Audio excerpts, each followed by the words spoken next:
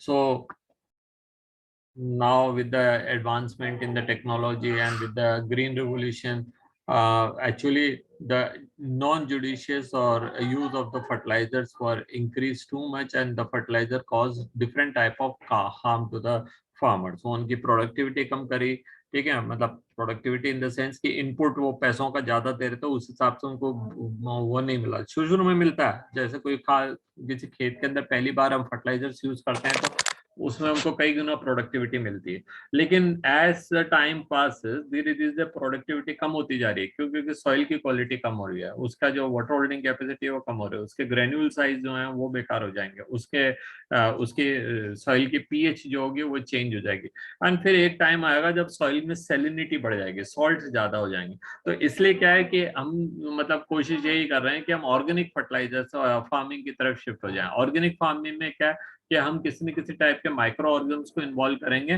For increasing और maintaining the fertility. अब वो कौन कौन से माइक्रोब्स को हम यूज कर सकते हैं? We can use rhizobium like organism bacteria, ठीक है। इसके अलावा other nitrogen fixing bacteria are there, mycorrhiza हम यूज कर सकते हैं which are found in the root node in the roots of the higher plants like gymnosperm, जिसको हमने ग्लोबस जीनस के अंदर पढ़ा। और इसके अलावा हम जो है कई सारे नाइट्रोजन फिक्सिंग बैक्टीरिया जो हैं वो हम जान रहे हैं, जो फ्री लिविंग फॉर्म में ले रहे हैं, उनको हम यूज कर सकते हैं। वो क्या कहते हैं, नॉस्टॉक हो सकते हैं, और अदर स्पीशीज जो हैं उनको हम यूज कर सकते हैं, और एक ग्रीन मैन्योर के फॉर्म में हम इनको यूज कर सकते हैं, एंड वर्मी कंपोस्ट के फॉर्म में हम यूज कर सकते हैं, ठीक है। तो उनको सबको हमने जो है पिछले पार्ट के अंदर पढ़ा। अभी हम देखते हैं कि क्वेश्चन आंसर में ये क्या पूछ रहा है, ठीक है। तो देखते हैं, तीसरा क्वेश्चन तक हमने कर लिया था। Question number 4. Name some traditional Indian food of wheat, rice, and bengal gram and their products which involve in the use of microbes. कौन कौन से पूछ रहे हैं साहब ये?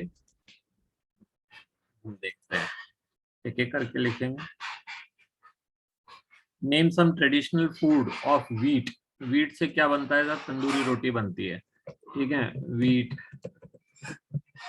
से ब्रेड बनेगा, एंड तंदूरी रोटी को क्या कहेंगे? तंदूरी रोटी लिख देता हूँ।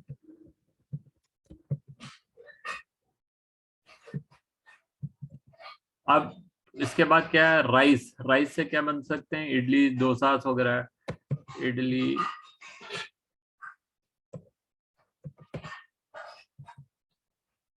डोसा एक सकता है ये। और बेंगल ग्राम दैट इज, मैं बेसन से क्या बनेगा? बेसन से क्या बनेगा? खमन, है ना। ये सारी चीजें बन जाएंगी जिसमें माइक्रोब्स इन्वॉल्व हो रहे हैं। Question number 5. In which ways the microbe played a major role in controlling diseases caused to the caused by bacteria? So bacteria से कॉज होने वाली डिजीज के लिए क्या है कि मोस्ट ऑफ एंटीबायोटिक या ऑल द एंटीबायोटिक, लेकिन ना मोस्ट क्या होता है, कौन सा और कहां से है? All the antibiotics are obtained from microbes like bacteria and fungi. तो पहला तो ये हो गया, ठीक है। फिर हमने पढ़ा कि लैक्टोबैसिलस है, LAB है। LAB is used to control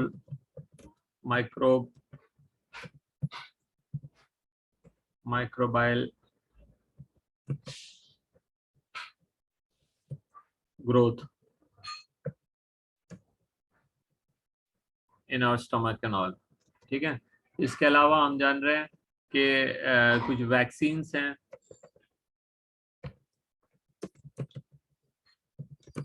are produced using microbes, ठीक है। तो ये हो गया। अब ये है name any 2 species of the fungi which are used in the production of antibiotics. तो ये यहाँ पे लिखा था पेनिसिलिन नोटिटम, आपको पता ही है ना। पेनिसिलिन नोटिटम सबसे पहली स्पीशीज है जिससे कि अपन ने एंटीबायोटिक बनाया था, और इसके बाद में पेनिसिलिन ग्रिसोफोरम, फॉर्म है ना। तो ये एक अनदर स्पीशीज है। अरे तुम कहाँ हो?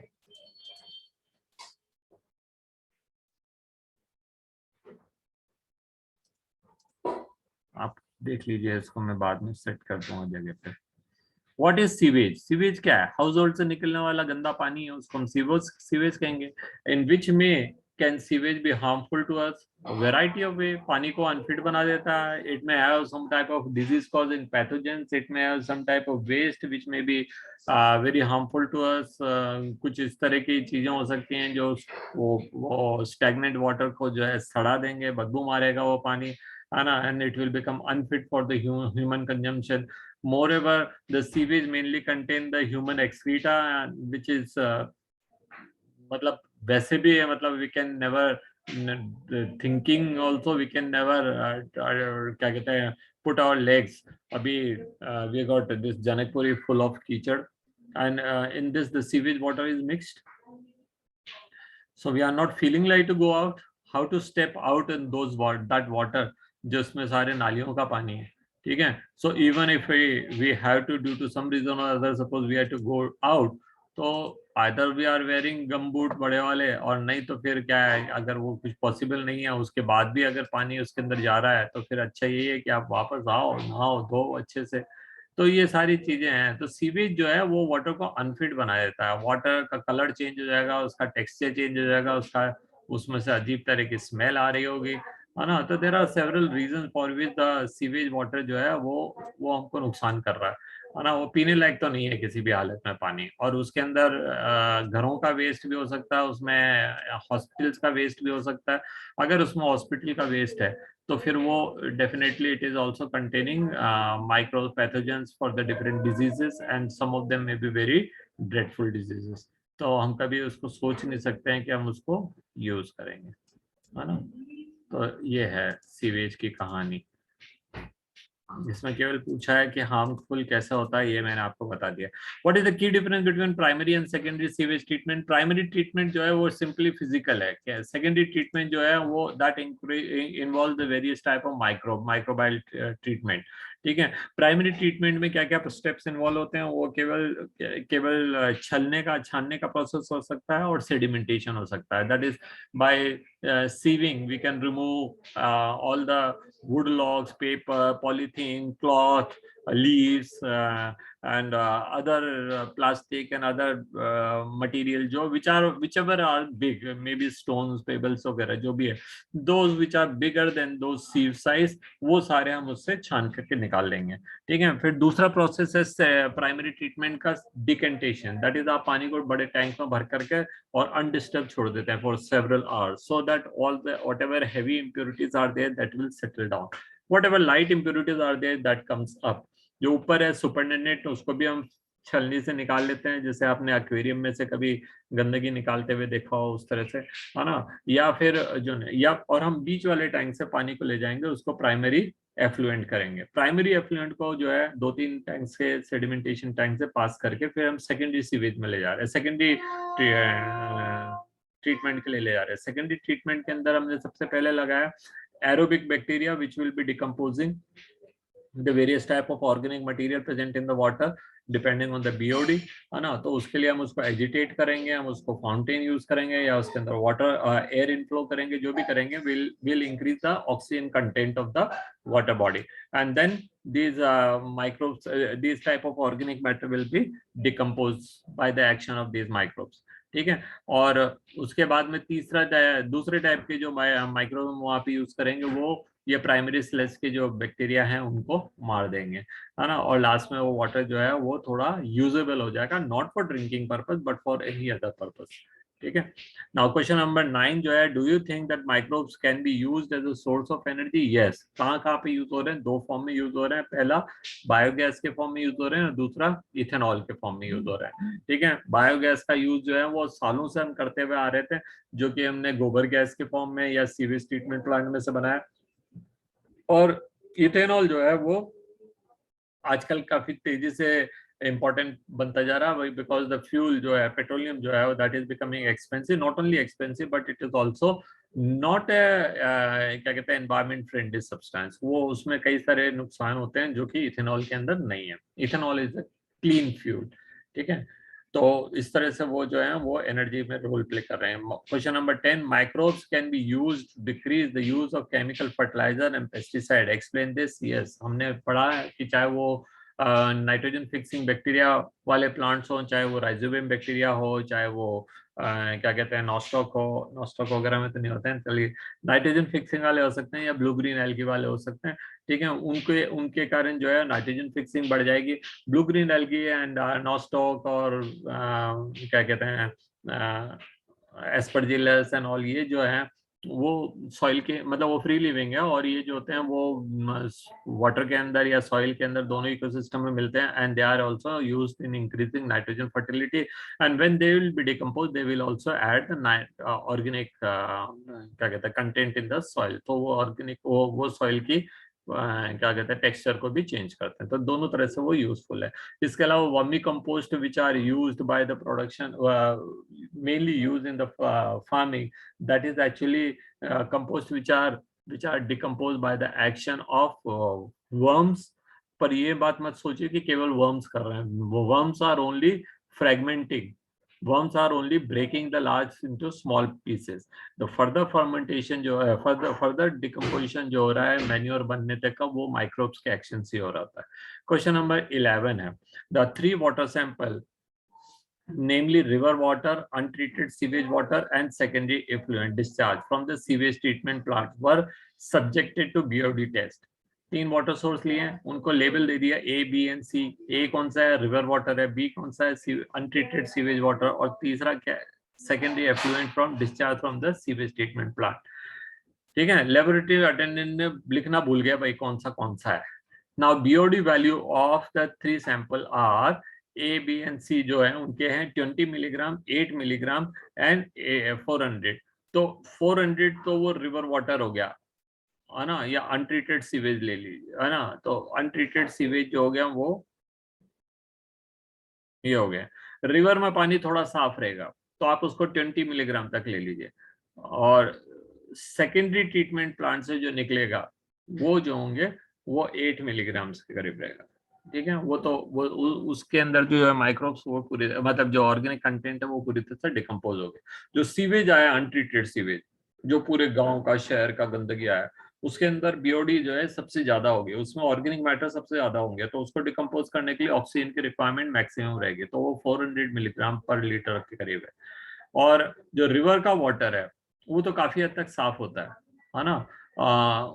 अगर उसके अंदर कई जगहों से नंबर ऑफ प्लेसेस से अनट्रीटेड वेस्ट ऐड भी हुए हैं, देन ऑल्सो द माइक्रोब जो है they are continuously in action, so they may bring it to 20 milligram per litre. और जो जो सेकेंडरी इफ्लुएंट से आया है, जो जिसके अंदर के एरोबिक एंड एनारोबिक माइक्रोब्स ने उसको बिल्कुल बेयर मिनिमम तक लिया है BOD को, वो 8 मिलीग्राम पर लीटर तक हो सकता है, ठीक है। So this is how this will be labelled. Question number 12 है, find out the name of the microbes which are which forms the cyclosporin A, immunosuppressive drug and statin, ठीक है, that is cholesterol lowering agents। तो इनके लिए क्या है, ये वो परपोरियम एंड साइक्लोस, ये जो है वो स्ट्रेप्टोकोकस है ना, तो ये दोनों बैक्टीरिया हैं, इनको हम यूज करते हैं।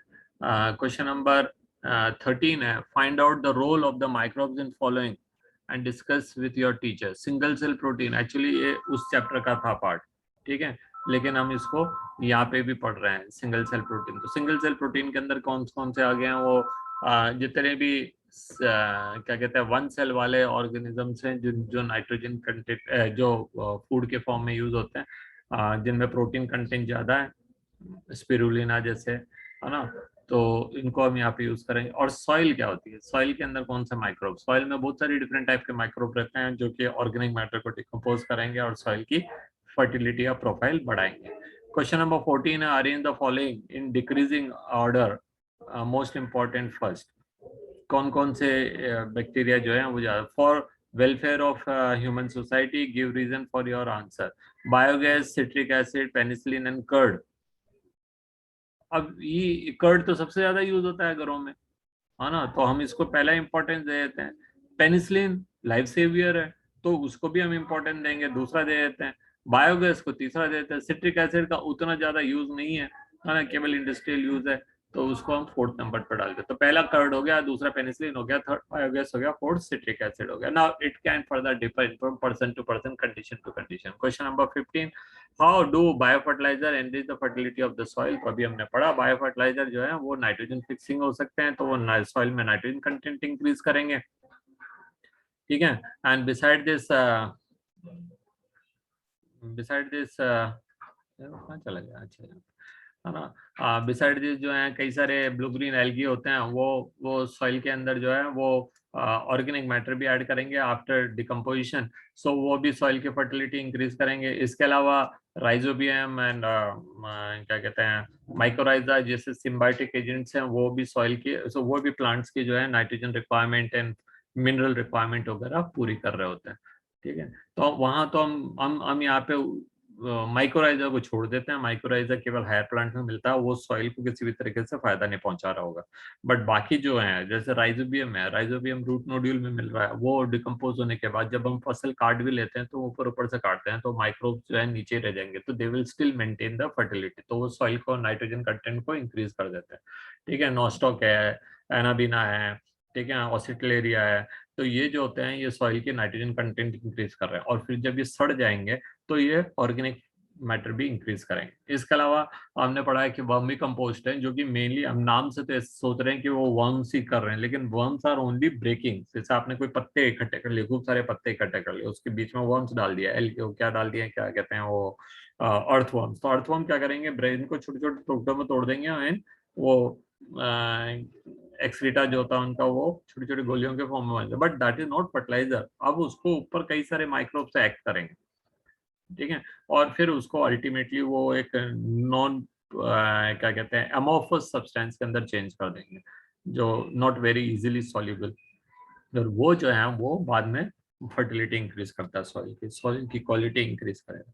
सो with this we come to the end of the chapter. चलें, क्वेश्चन आंसर हमारे हो गए, और हम नेक्स्ट क्लास में नेक्स्ट चैप्टर शुरू करेंगे। एक चैप्टर आप सोच के रखिए कौन सा आपको पढ़ना है कल सैटरडे, तो आप मुझे बता दीजिए कि कल कौन सा चैप्टर शुरू करना है, ठीक है। गुड डे, और अगर कल नहीं करना है तो मंडे से करना है, जो भी करना है आप बता दीजिए मुझे, और नहीं तो फिर हम ऑन द स्पॉट डिसाइड करेंगे। Good day children, enjoy your day. Thank you sir. Welcome.